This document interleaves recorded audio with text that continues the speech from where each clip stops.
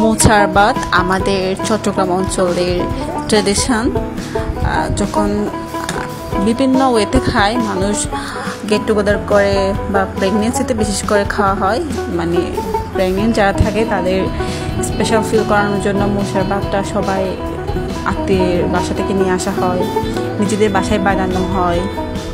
এখানে ভাতের সাথে বিভিন্ন খাবার মেশানো হয়, যেমন আলু ভর্তা, মুরগি, ডিম, মরিচ ভর্তা, চিংড়ি মাছ, এরকম বিভিন্ন পদের খাবারগুলো নিয়ে মোচার ভাতটা তৈরি করা হয়।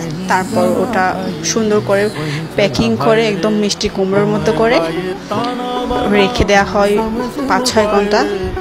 5-6 ঘন্টা রেখে দেওয়ার পর ওটা খোলা হয়, তখন ভাত আর তরকারির মানে সংমিশ্রণে খুবই সুন্দর একটা স্মেল আসে।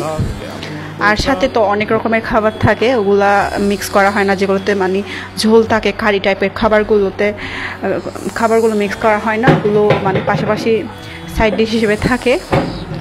তো আর এই মাছের মাথা আর সব খাবার থেকে অল্প অল্প নিয়ে এটা প্লেটিং করা হচ্ছিল, মানে যার জন্য এই মানে ভাতের আয়োজন করা হয়েছে তাকে খাওয়ানো হবে, দেন সবাই খাবে। আর আমারও খুবই পছন্দের এই জিনিসটা, আমি খুব পছন্দ করি।